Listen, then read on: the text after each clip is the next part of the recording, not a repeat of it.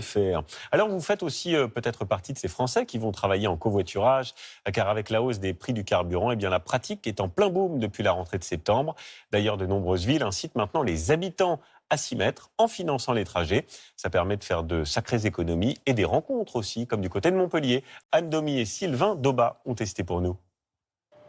Comme chaque matin, cette Montpelliéraine part travailler en voiture. 12 km aller-retour par jour, une routine quotidienne devenue hors de prix. Une cinquantaine de kilomètres par semaine en travaillant 4 jours par semaine en présentiel. Donc ça me fait environ une cinquantaine, soixantaine d'euros par mois. C'est cher. C'est cher. À plus de 60 € son plein de gasoil. Depuis l'augmentation des prix des carburants, elle a décidé d'arrêter les frais. En covoiturant. Ça va? Ouais, nickel.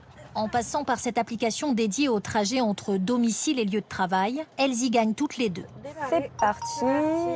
Et c'est parti. Pour la passagère, le trajet jusqu'au bureau est gratuit. Une économie moyenne de plus de 40 € par mois.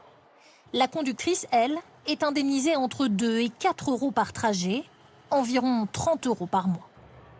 Klaxit, l'application qu'elles utilisent a multiplié par 3 le nombre de nouvelles inscriptions depuis la rentrée. Même tendance pour l'application dédiée de Blablacar qui a doublé ses inscriptions en moins de 3 mois. Caros a même vu ses nouveaux adhérents multipliés par 10. À Montpellier et dans les 31 communes voisines, depuis la rentrée, les trajets entre collègues sont 5 fois plus nombreux et pour cause. C'est la métropole qui les finance. Une subvention de près d'1 million d'euros en réponse à la baisse du pouvoir d'achat.